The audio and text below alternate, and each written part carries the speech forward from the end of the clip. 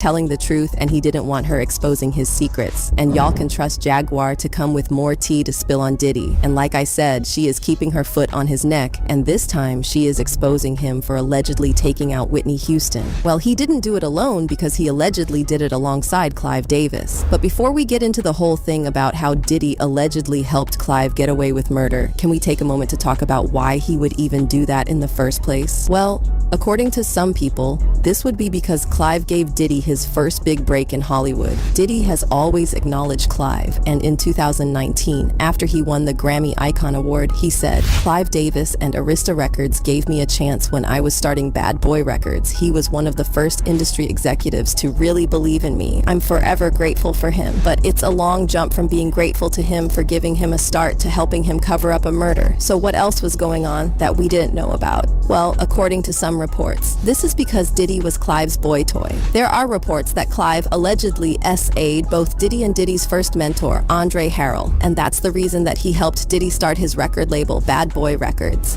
And if you think about it, Clive backing Diddy to start Bad Boy Records didn't make a whole lot of sense at the time. To start with, Diddy didn't really have a lot of experience in the industry at the time because he had only been an intern for Andre Harrell for 3 years, so it's crazy that he went straight from being an intern to owning his label. There's also the fact that Diddy had gotten fired by Andre a couple of months before starting the label. He had organized a music fest that went sideways and led to the deaths of 9 people. It was a PR nightmare, and it was weird that Clive would need to sink money into Diddy so quickly after that disaster. Plus, there's also the fact that he fired Andre and funded Diddy himself. Even weirder is the fact that Clive himself has revealed that he had no interest or hope in Bad Boy Records, and the only reason he invested in it was because of Diddy. He said, "Sean Combs convinced me that Top 40 was going to embrace hip-hop. It seemed so unlikely then when he played me Craig Mack's 1994 hit, Flava in Ya Ear, and Notorious B.I.G. material when he was totally unknown. This 21, 22-year-old guy was seeing clearly how music was changing." Yeah, this didn't make all that much sense, but according to Jaguar, it's because Clive allegedly used to SA Andre, who in turn allegedly groomed Diddy. My focus right now is Sean Combs. Okay. Tell us why. Tell us why. Because trafficker. And he's using music and entertainment to sex. Now, is this just boys, girls, adults, kids? I mean, from what I've heard from sources that I would consider reliable, it really doesn't matter. Wow. I don't think sexuality is something that has anything to do with gender at this point for Sean. I honestly think he's just an extreme narcissist who loves power. He loves the ability to manipulate and control people. Why? Most likely because he was victimized by his mentor, who loved to control people. And his mentor was Andre Harrell. Tell us how who was mentored by Clive Davis. And when it comes to why Clive decided to fund Bad Boy Records, Jaguar revealed something interesting. Oh God. And don't tell me that Andre Harrell got touched by Clive Davis too. I'm telling you, I don't know what happened between Andre and Clive. What I do know is that Andre got passed over.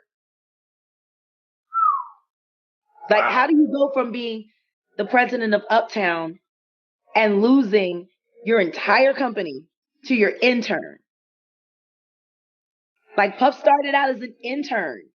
So according to what the streets are saying, Diddy, Andre, and Clive used to be a three-way item and engage in threesomes. But then Diddy allegedly went behind Andre's back to cut him out, and he became Clive's #1 boy toy. This explains why Clive put money into Diddy at a time when the industry was giving him the side eye because, 9 people died. Okay, so now to the topic of Whitney Houston and how Diddy allegedly helped Clive get away with her murder. So y'all probably know that Whitney was Clive's artist. Clive was something of a mentor to her because he signed her and helped her grow her career over the years. But then there were rumors that things were starting to sour between them and that they were about to have a falling out because Whitney was trying to get free from his control because he allegedly held her under a strict control. But the rumors are saying that Clive was not about to let her go so easily because she was making him a lot of money. I mean, she was the Whitney Houston who remains one of the greatest singers of all time, and she was very profitable. So rumor has it that Clive was determined to have her her all to himself, and if he couldn't have her, then nobody could. So he allegedly plotted to have her taken out.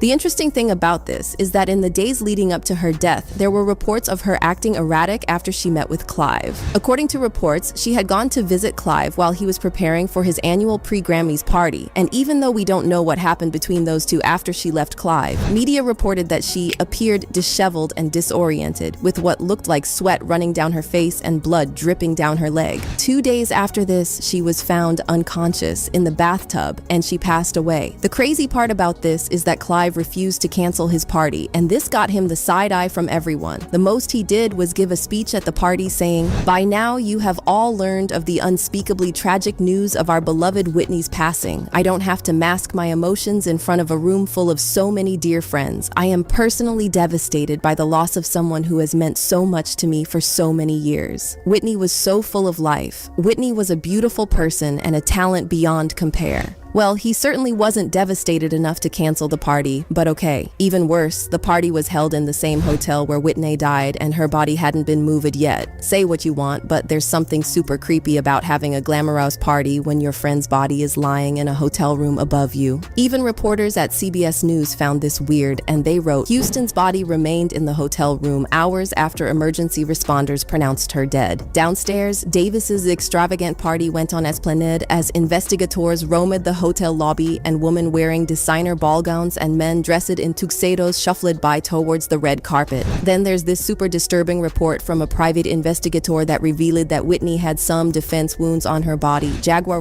has also backed this up, insisting that Whitney didn't die in a bathtub like we were told. She was beat.